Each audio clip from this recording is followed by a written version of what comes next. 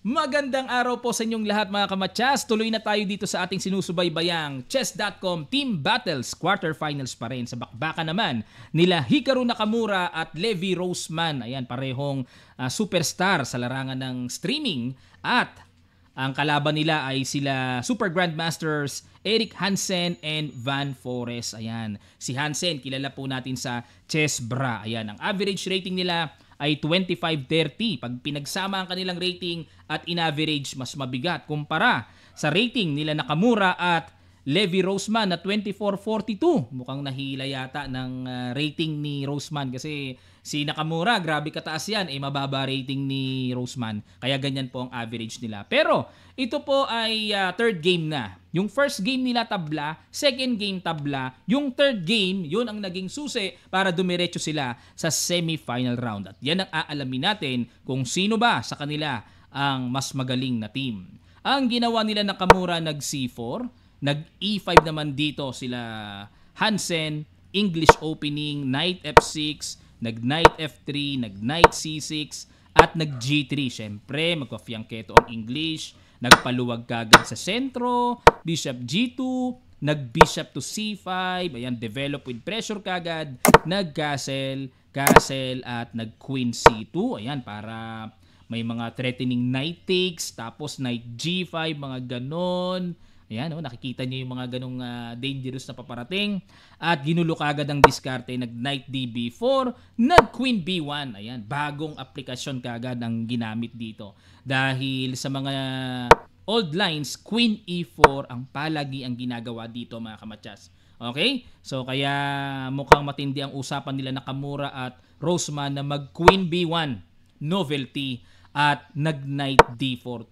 Tuloy dito sa pag-atake naman sila Van Forest at nag-Knight takes D4.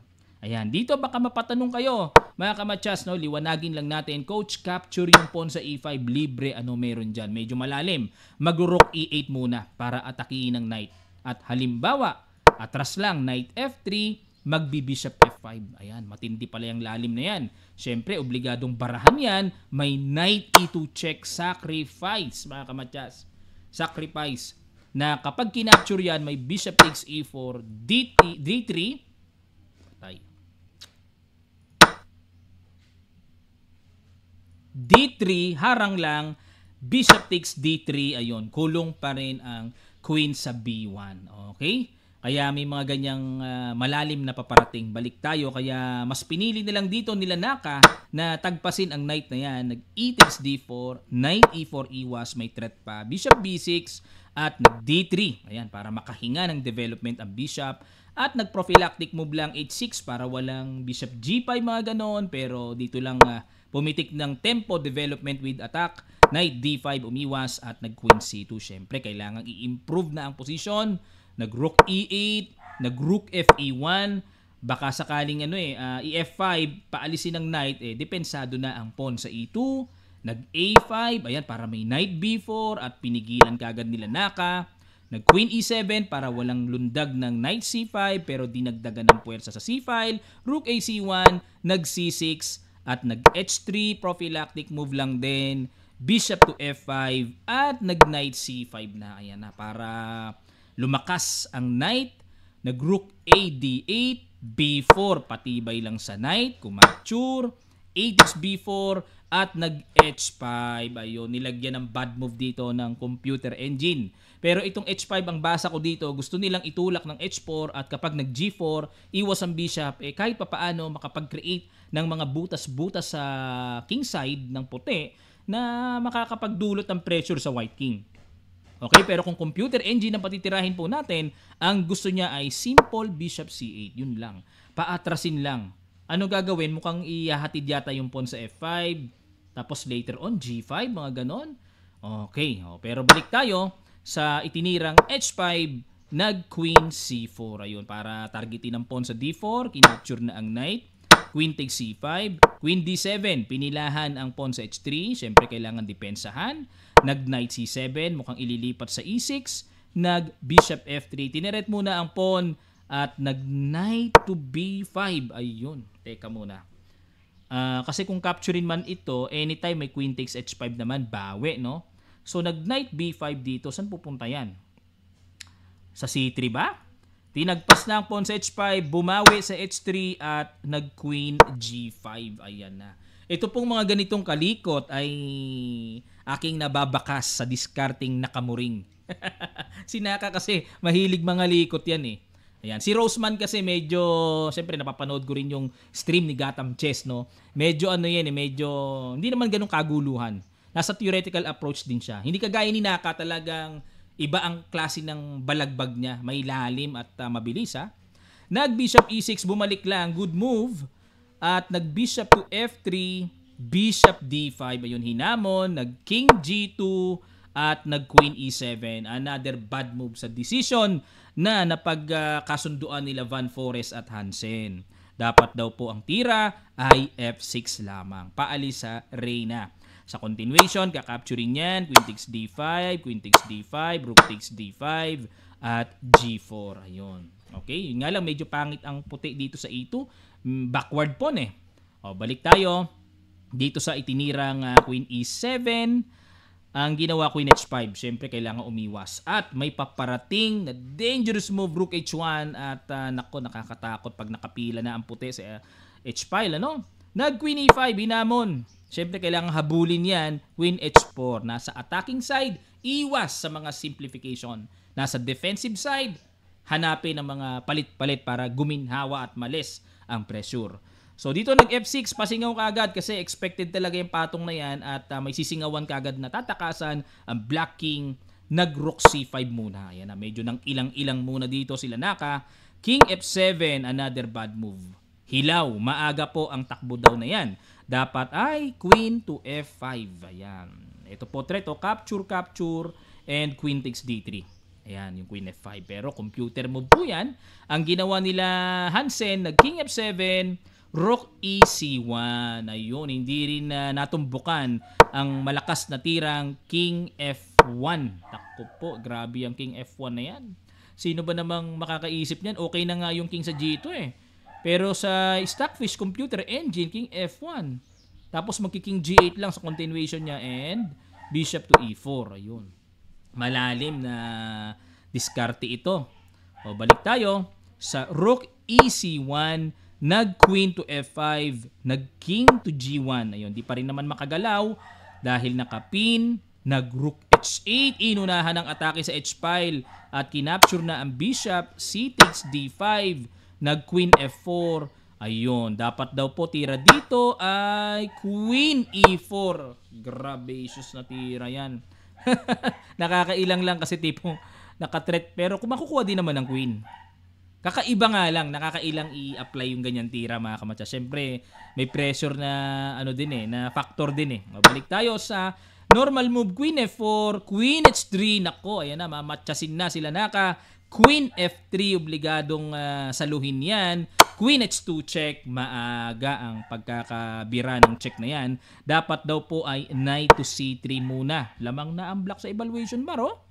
So, ang continuation po ay rook c7, check, king f8, tapos rook 1 takes c3, queen h2 check muna, king f1, d takes c3, bishop takes c3, d4, bishop d2, queen h1 check, exchange na, king g2 and rook d1 with a slightly advantage for black based sa evaluation bar na nakikita natin. Okay? Balik tayo pero medyo napaaga dito sa queen h2 check, king f1, queen h3 check, queen to g2, good move, queen d7. Ayun. Umayaw na ngayon. At nag-bishop f4, threatening rook c7, umilag ang king, king g6, bishop to c7, inatake, rook c8. Okay. Pampaalis dun sa torre para makuha ang pawn sa d5. Nag-queen e8, nagkasunod-sunod na dito ang maling tira, no? At dito mga kamatsas, ipag-guess ko sa inyo ano kaya dito napakagandang ginawa na decision nila Nakamura at Roseman. Sa ilang sandali lang, tutuloy kagad natin. Start!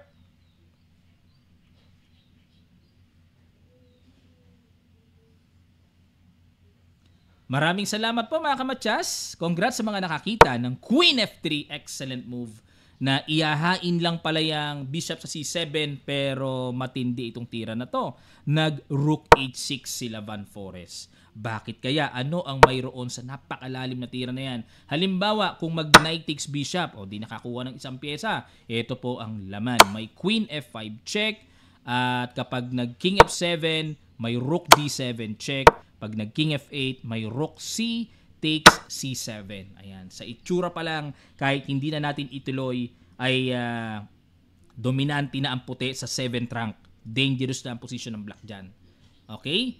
Ayan. At ito pa isa, papaano naman kapag nag-queen f5 check, sa h6 pumunta, magki-king g2 lang. Ayun. Threatening rook h1, mamamatchas ang king dyan. At halimbawa, kung mag-g6, queen takes f6, still, yan pa rin po ang paparating at mamamatchas ang black king.